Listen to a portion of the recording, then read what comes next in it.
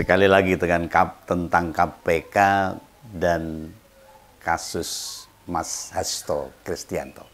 Nah, setelah Sekjen PDIP ini Mas Hasto Kristianto jadi tersangka di kasus Harun Masiku, makin hari perkembangannya kasusnya makin membongkar banyak hal. Ya, salah satunya ya tentang warning analis militer. Itu mantan Dewan Pakar Nasdem, Bukoni Rahakundini. Nah, sekitar sebulan yang lalu, waktu tampil di podcast Bung Akbar Faisal, dan tampil bareng Pak Hasto saat itu, dia menyebut, mendapat bocoran bahwa orang kedua di PDIP bakal jadi tersangka.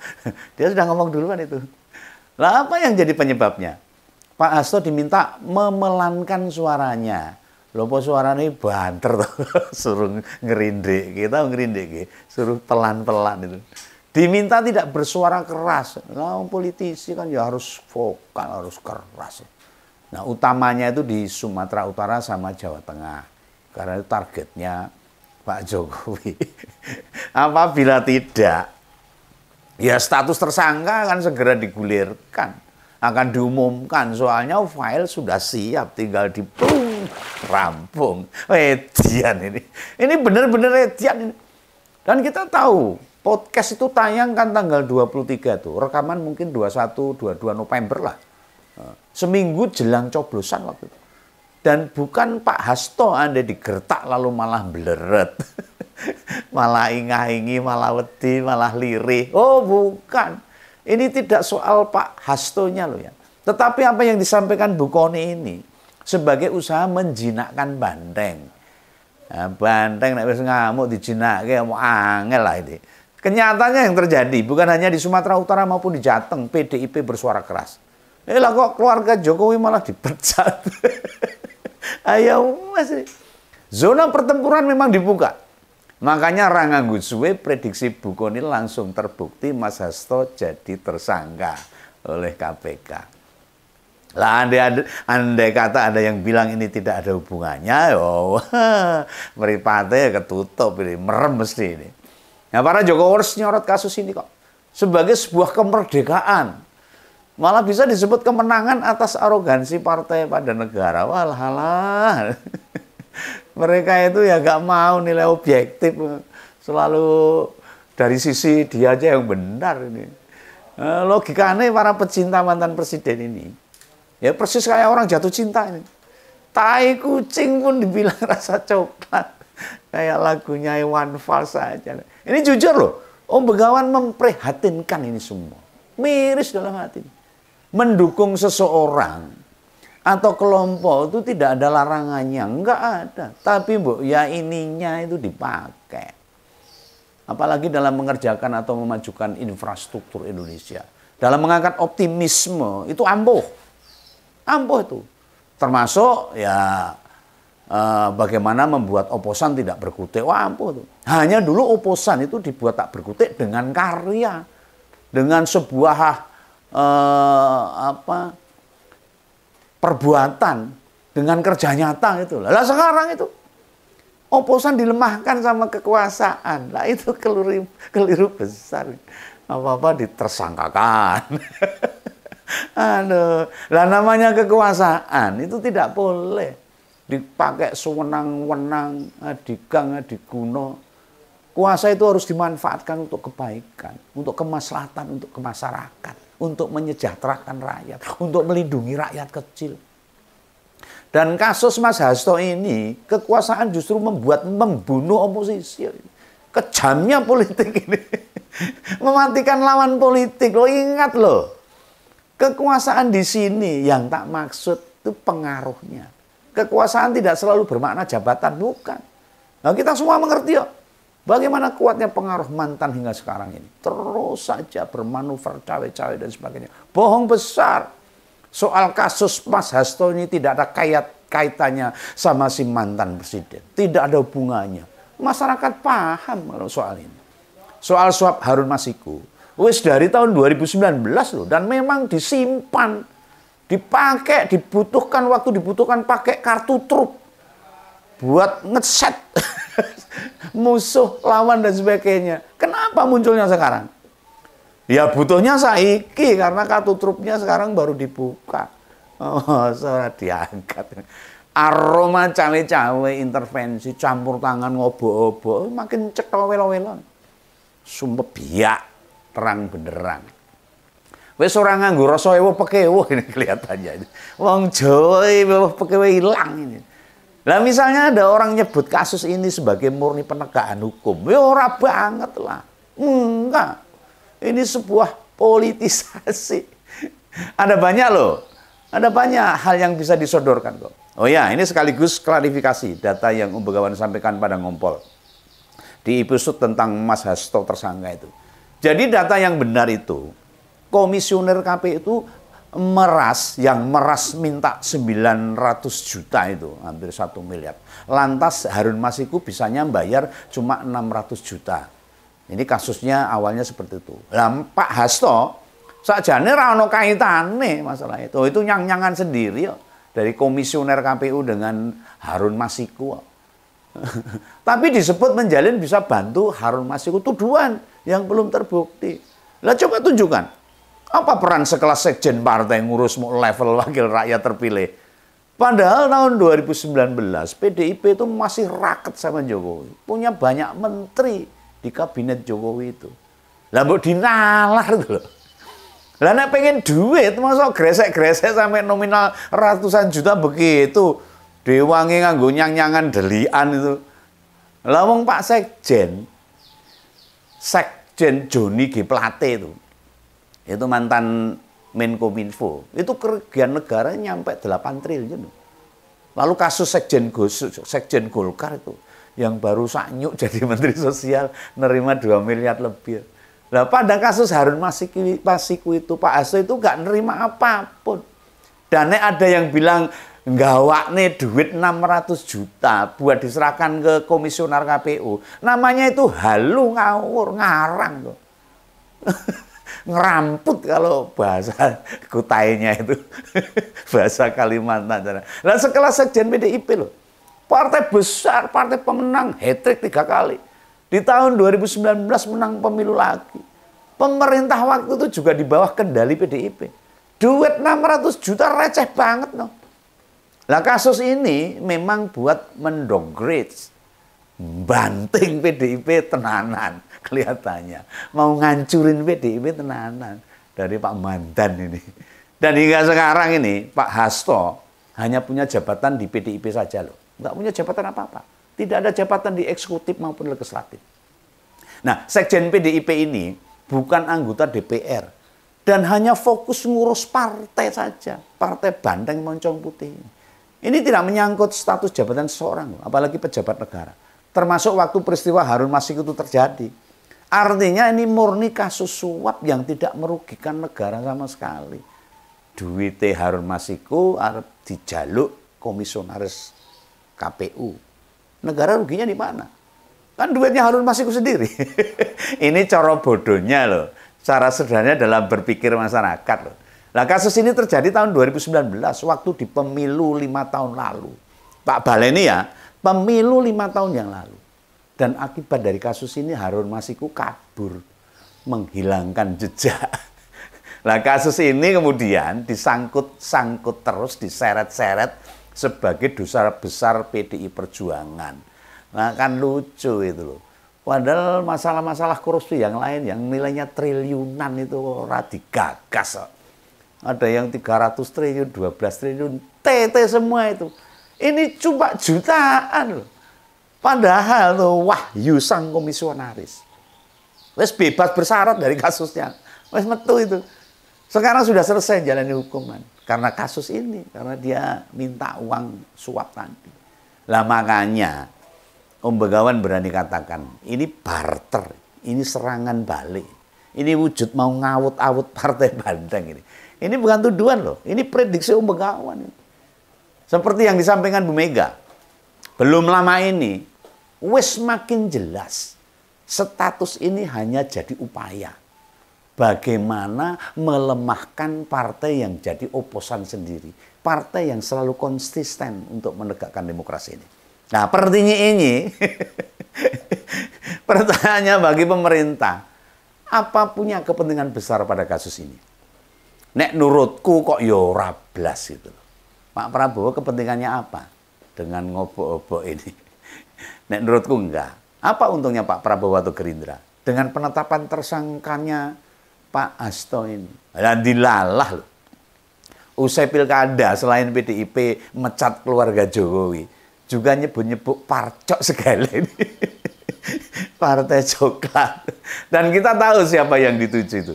Kan membuka front pertarungan, ngajak duel antara partai sama ya ngompol tahu sendiri. Parcok itu siapa maksudnya? Kan ketua KPK latar belakangnya apa? Wes dong toh, ada parcok juga di sana.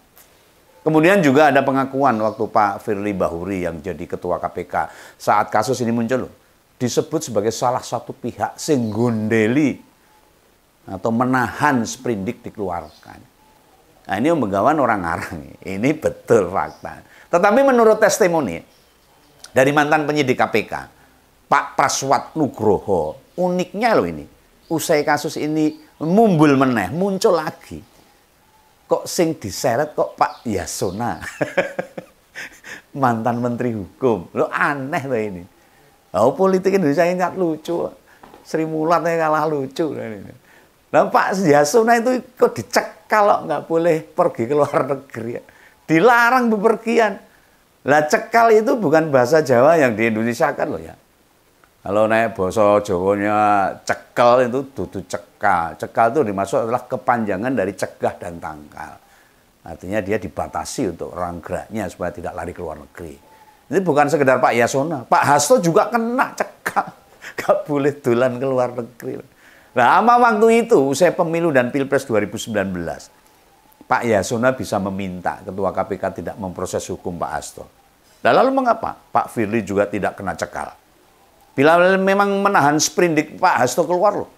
Nah, pertanyaannya yang lebih keras lagi, pernyataan yang lebih keras lagi, justru disampaikan oleh Novel Baswedan, mantan penyidik yang lain itu. Malah Pak Novel menyebut, Pak Firly Bahuri juga yang bikin Pak Harun Masiku sama Pak Hasto lolos dari OTT, alias operasi tangkap tangan. Waduh. Nah, ini pertanyaan besarnya ini. Kok Pak Firly Bahuri tidak terseret kasus ini sama sekali, walaupun sudah disebut-sebut? Kok enggak ditangkap sekalian? Sebagai pihak yang punya untuk kontribusi loh. Ya, Ketua KPK loh. Nah, sesakti apa Pak Firly ini? Yang juga berasal dari parcok juga ini. Ini bisa lolos dalam kategori pihak-pihak yang turut terlibat kasus Harun Masiku ini. Dan apa benar dalang ngaburnya Harun Mas? Ini deh, masnya ini loh. Hanya Pak Yasona dan Firly aja. Ini perkara duit 600 juta. Loh. Duit pribadi Harun Masiku loh. Lah kok nyampluk tekan ke dinding. Semua kena sikut kanan kiri. Lah Firly yang sudah tersangka kasus pemerasan mantan mentan dengan meminta 50 miliar. Waduh, nilainya berlipat-lipat dari kasus suapnya Harun Masiku. Setahun lalu ya mbuh piye kelanjutannya kok. Mandek apa mlaku apa mbuh itu. Loh jian ini penegakan hukum kita ini bosok-bosok tenan ini. Ini saya mangkel ini kalau melihat fenomena penanganan hukum di Indonesia ini. Yang katanya tajam ke bawah tapi tumpul ke atas. Yes. Dan di luar biasanya ini. Kasus ini memang dipersepsikan, digiring, diopinikan, dibentuk seakan-akan partai sebesar PDIP jadi tersangkut kasus besar. Ini kan kasus ecek-ecek. Lawan Begawan berani jamin loh, jangankan petinggi PDIP sekelas Mbak Puan atau Pak Ahok, Pak Ganjar, apalagi Pak Hasto sama Bu Mega. Wong petinggi DPC aja belas gak akan sudi pasang badan. Lah kok Harun Masiku kuwi sapa itu? Sehebat apa dia kok? Kok sampai dipasang badannya oleh orang-orang di PDIP. Lah sebesar apa kontribusinya bagi partai? Kasus ini sengaja dipelihara, diberitakan, digede-gedeke, dibesar-besarkan. Ya buat nembak tahun depan ketika Katutruk itu saatnya dibuka. Anda saling tidak percaya nih buat semua jajaran PDIP. Kan tahun depan itu mau kongres toh, tahun 2025 itu. Nah makanya dengan munculnya kasus ini dan yang ditembak itu posisi sekjen. Ini kan posisi vital dalam rangka persiapan kongres, dalam sebuah kepartaian loh. Dugaan Begawan, targetnya duduk kasus ini terus rampung. Biar Pak Hasto masuk sel, terus selesai. Oh enggak, tidak sama sekali. Ini menurut pendapat Begawan ini.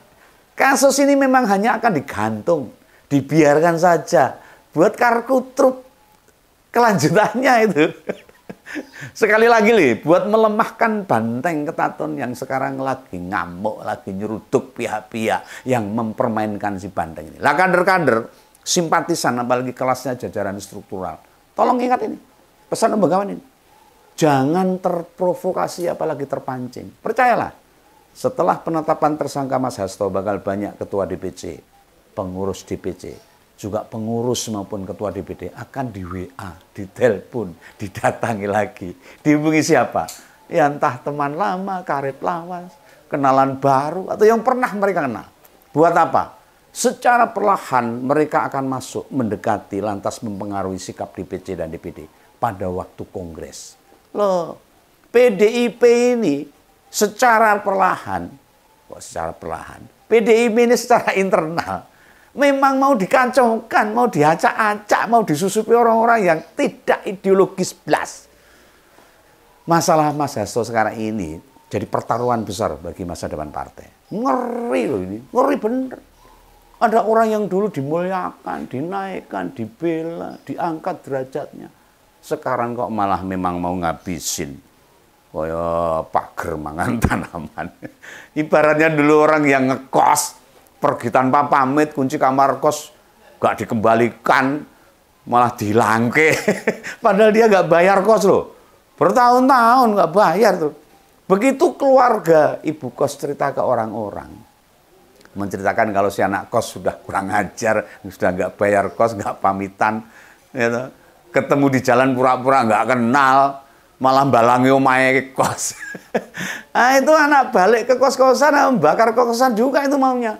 Dan nembaki semua penghuninya dihabisin, termasuk si ibu kos mau dihabisin. Ya memang bisa disamakan kekejamannya dengan cerita tersebut. Nah andai Mas Hasto tidak tersangkut apapun, kan konsolidasi partai tahun depan dengan segala proses pemilu, pilpres dan pilkada serentak, banteng itu makin kokoh. Secara nasional serentak, banteng makin kokoh. Dan kondisi seperti ini yang tidak dikendaki banyak politisi, lawan-lawan partai, dari partai apalagi keluarga mantan presiden. Makin kuatnya PDIP, gegirisi nih masa depan politiknya Wapres. Gibran sangat dadikduk. Nah partai-partai lain bakal banyak diam. Dan justru malah ambil keuntungan dari situasi yang ada sekarang. Mereka mikirnya ego saja, asalkan bukan partai mereka sing diobrak-abrik, mereka akan diam. Dan harapan lainnya akan banyak kader maupun simpatisan ideologis keluar dan mereka akan tampung. Apakah yang begini mau didiamkan saja? Yo negara ini demokrasi akan berputar balik, rusak. Kayak petugas pom bensin ini, mulai dari nol lagi. Dan seperti saya tak uraikan di ngomong lain, topik ini bukan mau nyuci Pak Hasto, PDIP atau Pak Yasona, biar terkesan tidak ada salah. Bukan itu.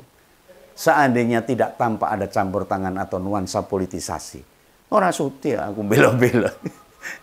Ini tidak mengancam demokrasi kita. Ngapain aku repot-repot ngonten ini? Ini demi masyarakat supaya paham. Karena gini, setiap partai kan pasti punya kepentingan politik. Kita juga semua tahu lah. Tapi agar kepentingan ini bisa tercapai, ya jangan mencederai prosesnya. Itu saja lah. PDIP adalah satu-satunya partai di pemilu dan pilpres sekarang yang melalui proses demokrasi dengan baik.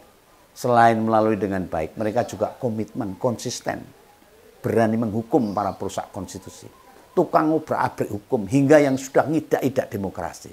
Lah kok sekarang malah kayak cerita di atas tadi. Kos-kosan kan dibakar, penghuninya ditembaki. Masa kita mau diam saja? Tutup mata, mengabaikan. Mari terus bersuara, kawan. Agar tirani tidak kembali menguasai singgasananya. Itulah pesan Om Begawan. Salam ngompol, salam Begawan. Jangan lupa subscribe. Dadah.